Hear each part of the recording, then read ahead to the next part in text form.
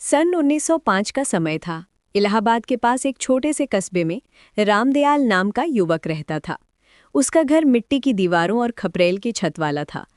सुबह होते ही बैलगाड़ी की घंटियां और चक्की की खटखट पूरे मोहल्ले को जगा देती।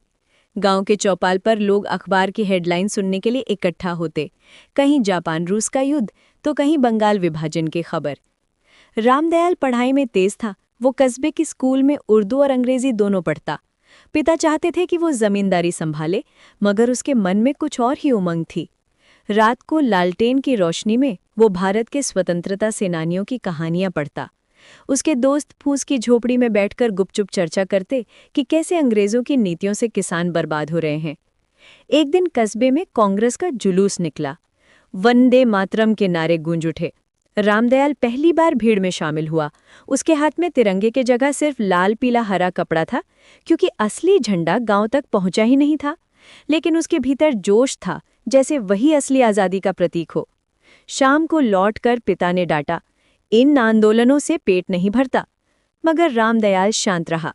उसने तय कर लिया था कि जिंदगी केवल खेत खलिहान तक सीमित नहीं रहेगी, वो आने वाले भारत का हिस्सा बनेगा। 1900 के दशक का वही छोटा कस्बा, वही मिट्टी की गंध और वही सपनों से भरा युवक देश की आज़ादी के लिए चुपचाप तैयारी कर रहा था।